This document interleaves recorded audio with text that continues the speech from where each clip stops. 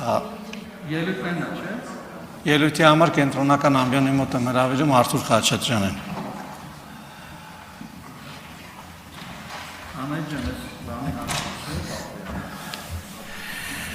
Փոխարկելի պարտատոմսներ թողարկելն անտրակույց լավ գաղափար է։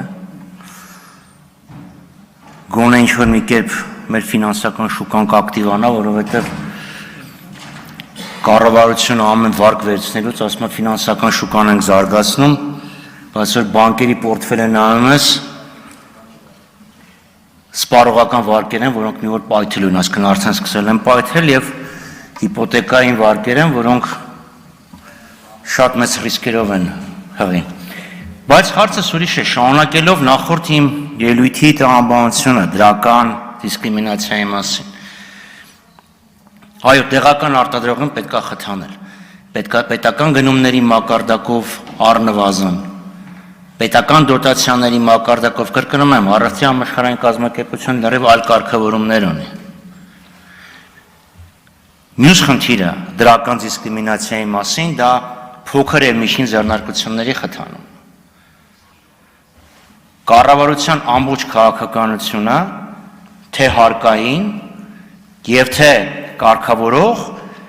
միտված են փոքերին ճնշելու եւ մեծերին բիզնես տալու։ Նայեք մանրածախ բնագավառում, մանրածախ հատվածը, նայեք մասնագիտական ծառայությունների հատվածը, ֆինանսական հատվածը։ Եվ ստեղ ես ինչ եմ ուզում սա կապեմ, նաեւ սպառողների պաշտպանության մեծ էլեմենտ կա, որովհետեւ սպառողի ուժը համեմատած խոշոր շնաձկան հետ եւ սպառողի ուժը համեմատած փոքր եւ միջին ձեռնարկության շատ տարբեր է։ Ես չեմ խոսում արդեն սոցիալական բաղադրիչի մասին, չեմ խոսում արդեն տնտեսության դիմակայության բարձրացման մասին, չեմ խոսում սիստեմիկ ռիսկի մասին, այսինքն սանք ասել որ չէ,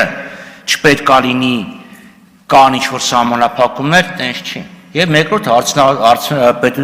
տնտեսության արդյունավետության բարձրացման մասին, շատ լավ հասկանում եք պատճառը ինչ է։ Պատճառը ռեէքսպորտն է։